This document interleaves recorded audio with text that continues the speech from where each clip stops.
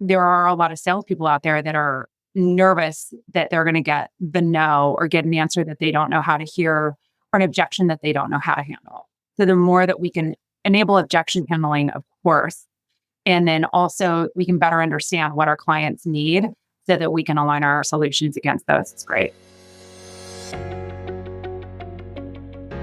Welcome to Revenue Insights. Every week, we'll be joined by revenue leaders from some of the most successful and highest growing companies. Together, we explore how they built their revenue teams, the journeys that they've been on, and the lessons they have learned along the way. Revenue Insights is brought to you by Ebster. We're a revenue intelligence platform designed to help revenue teams to build more pipeline, close more deals, and retain more customers.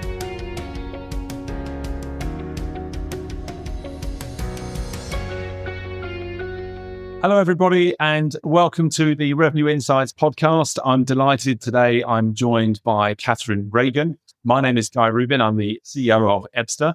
And Katharine, perhaps you can introduce yourself. Sure. Hi, Guy. So great to be here. I'm Katharine Reagan. I am the Chief Revenue Officer at Sago.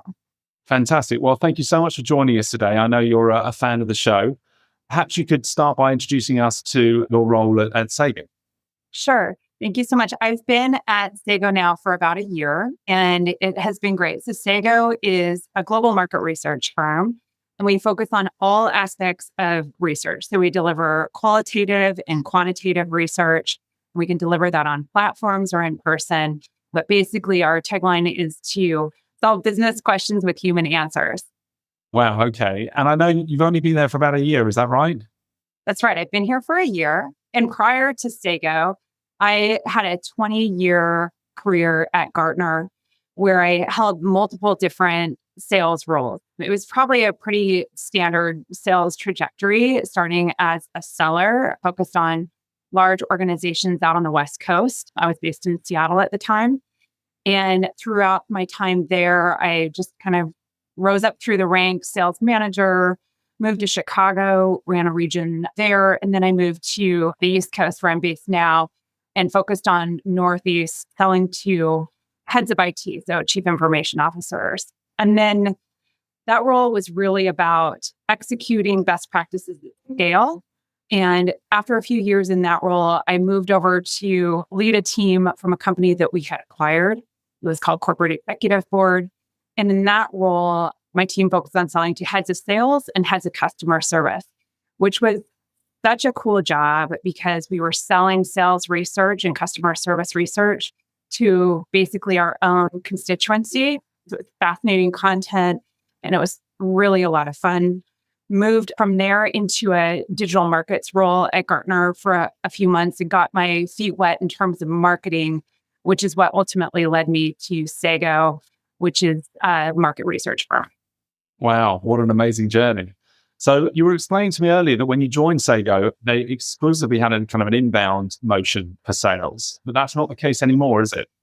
It's not. We're working really hard to train our team to focus on the outbound motion as well. And yeah, when I came to Sago, we were really dependent on what was going on in the market. So when the market was good and when our clients were buying, we were doing great. But if there was a dip in the market, which is what we were really facing sort of towards the end of 2022, our team struggled because we were just waiting for our clients to come and ask us for essentially for bids for business. And our business is really transactional. What we do here, we sell projects and it's very transactional. And so what I was brought in to do was to help our sellers understand how to focus on more of an outbound motion, how to use data to think about how they go about what they do, and to get kind of more focused on actually going out and prospecting, building a pipeline, and executing deals on our terms versus what the market dictates. Wow. So must have been a really interesting journey to take a team that was exclusively just waiting for the opportunities to come to them and take it outbound. And give us an idea of the size of the team. How many people are in the commercial team that you're overseeing? Sure. So we're a global organization. So I have teams in Europe, North America, as well as Asia. We have about 40 sellers And then we have 40 what we call account managers. And they're the ones who are more like transactional bidders. And they're seeing our project. The seller goes, finds the deal, they hand it to the account manager who provides pricing. And then ultimately the account manager hands it off to operations. Just a quick reminder, and then we will be right back to the show. At Revenue Insights, our goal is to share how top-performing revenue leaders build predictable, efficient, go-to-market teams. Every week, we speak to the brightest minds, and every quarter, we release the latest findings from our analysis of billions of dollars in pipeline. If you don't want to miss out, sign up to our newsletter at ebster.com/newsletter-sign up. That's ebster.com/newsletter-sign up. The link to make that a little bit easier for you will be in the show notes of this episode, wherever you're listening. See you there. And you've been there for a year now. Has the whole team kind of transitioned across, or is it still a work in progress? I would say it's probably always going to be a work in progress, but we have really high goals and expectations for what we're trying to do with the team. So the first 6 months really was focused on organization and territories and building territories that made sense. A lot of the people who had come in, we only had player coaches, so we didn't have any kind of true sales managers. And we also had territories that weren't necessarily like channel aligned or industry aligned. And so we spent the first 6 months or so rebuilding the organization so that we could make room for leadership and coaches, as well as get the territories focused on the channel that they're selling into. That was really June through December of last year. And then the last 6 months, we've been focusing on implementing sales process and getting our sellers to be more consistent about how they use technology to manage their funnel, et cetera, and much more of a front-footed go-to-market campaign. You mentioned technology. So what does the stack look like in the front office? So it's minimal for sure. We do use Salesforce, and we are in the process of implementing CPQ, which is going to be game changing. Our current technology for pricing is all homegrown. So we're really excited about going on to a world-class platform like Salesforce. And then we have call recording that we just put into place at the beginning of this year, as well as Zoom info. And we have also early stages of account-based marketing as well. So we're starting to give the team the tools that they need to be successful. And I'm fascinated to understand how you put a forecast in place or targets and goals when the team's never gone down that outbound motion before. And then a year later, how close did you get to the targets that you set? That's such a good question. So I was told when I came in that forecasting wasn't possible in this business. And so we didn't have a pipeline. We had Salesforce, and people actually logged contacts into Salesforce, but they weren't really using the tool super effectively. So we had some basic framework. It was very inbound. So like we could put things in at like a later stage, and we could track transactional business through that kind of stages 3 and 4 pipeline. But we didn't have any early stage discovery in our pipeline. So we have taught that muscle, and we're starting to really measure the early stage pipeline. And then in January, we drew a line in the sand and we said, we're going to start forecasting now. So we forecast on a monthly basis, and we measure our accuracy against that forecast. We told everybody it was going to be bumpy at first, and it has been a little bit, but we've actually been pretty good about getting the forecast in as we expect it. And we're really, really working on accountability to that. Well, it's fascinating to see. And I can imagine that over time, you're going to see those numbers come in a lot more in alignment as you start to get that track record of kind of how people are performing. Right. And the better that we can understand things like deal velocity and how long deals sit in every stage. So one thing that we did along with the forecasting was we created 4 metrics that matter. And as you know, I'm sure, like in sales, you could measure anything. And by the way, we were kind of inefficiently measuring every aspect of everything. And so nothing really stuck. So we boiled it down to 4 metrics that matter, which is basically deal size, pipeline adds, deal velocity, and win rate. And we are now stack ranking our teams on those 4 things. And we're doing red-green analyses. And you're green if you improve month over month. You're red if you go backwards month over month. But at least now we have visibility and dashboards into the things that we think are the most important things that will drive results. So again, we could probably have chosen different metrics. There were probably a lot of different ways that we could do it, but we just wanted to get some foundation in place so that we could start to forecast and start to deliver against that forecast in a way that we control versus what the market dictates.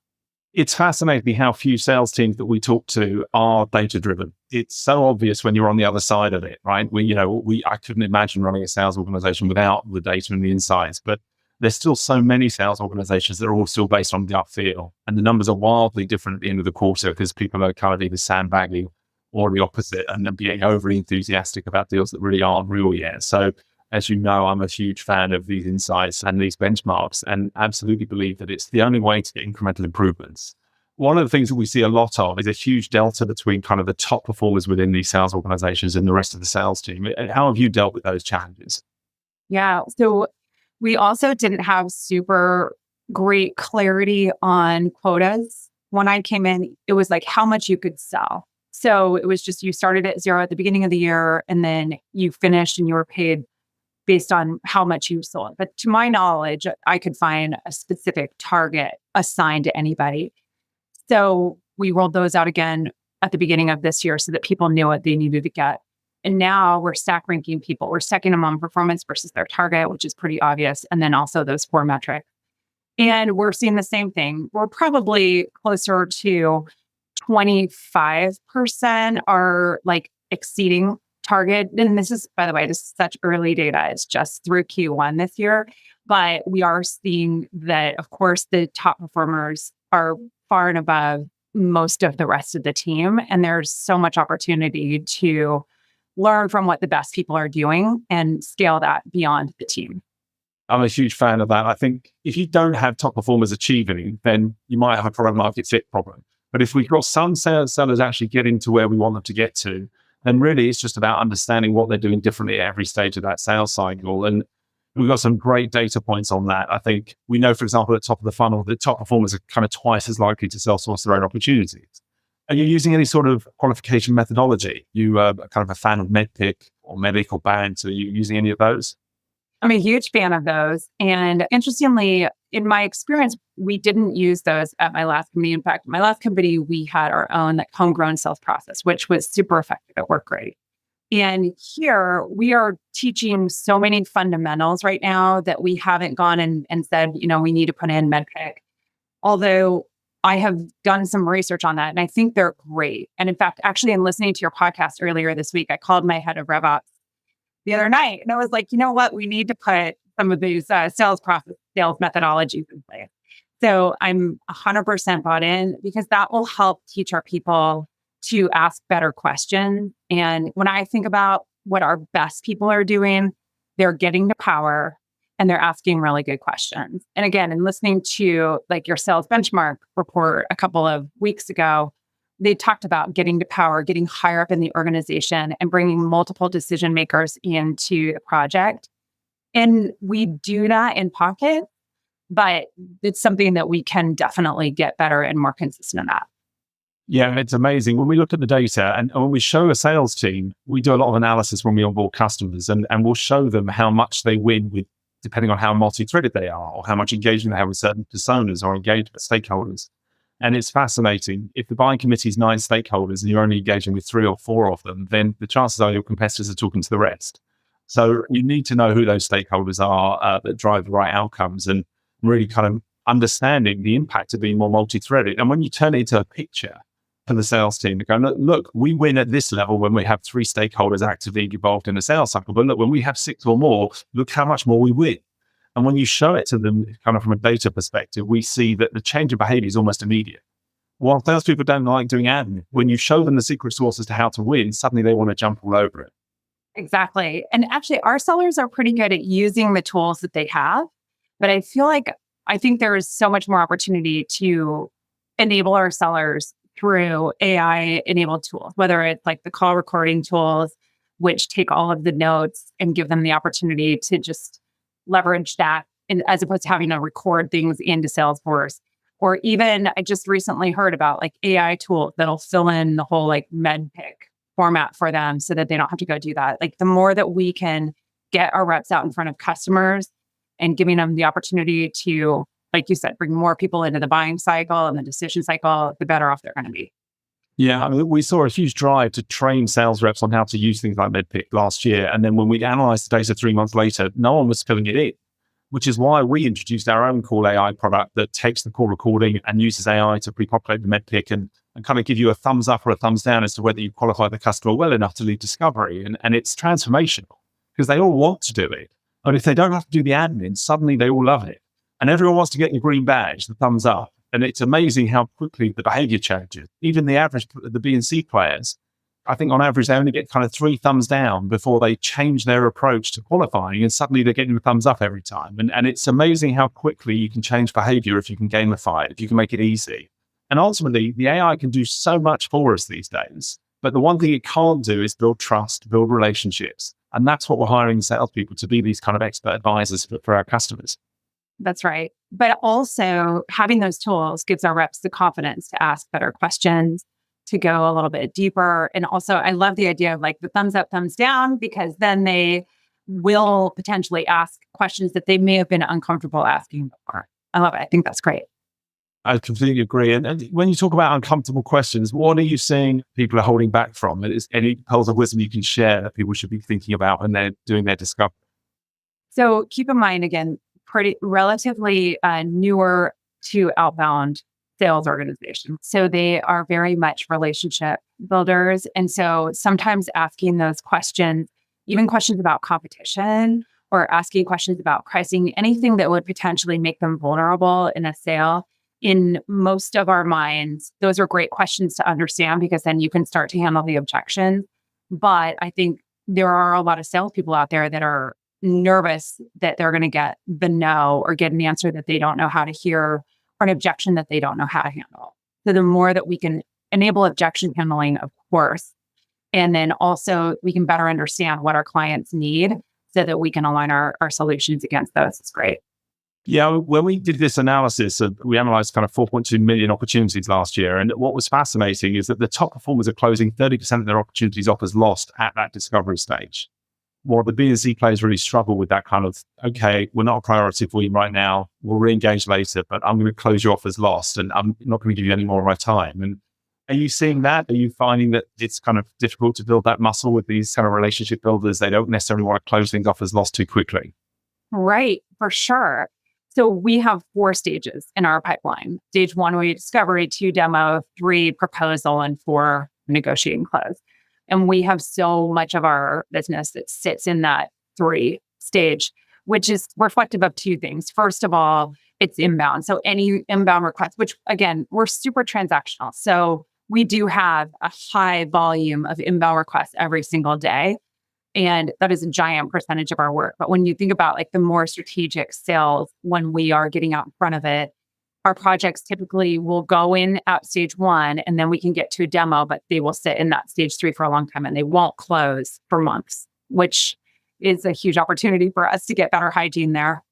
Just a quick reminder, and then we will be right back to the show. At Revenue Insights, our goal is to share how top performing revenue leaders build predictable, efficient go-to-market teams.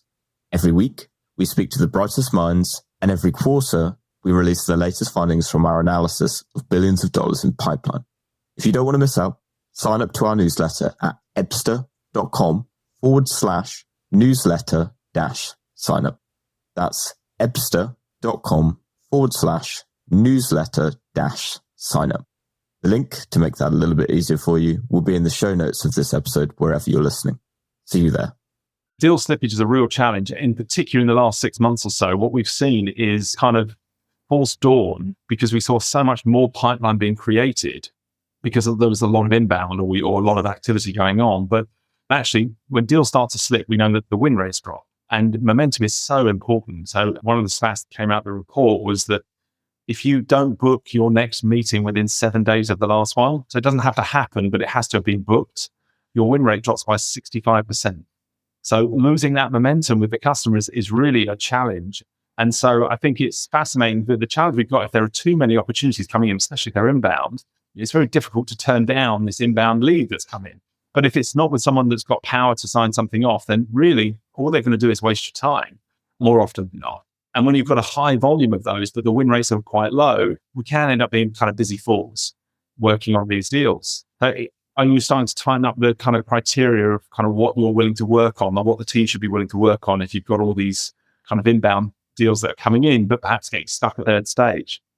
Yeah, I mean, I think that's such a huge opportunity. And I think that we can for sure get better. We also track the opposite of that. We track the business that basically comes in and closes on the same week.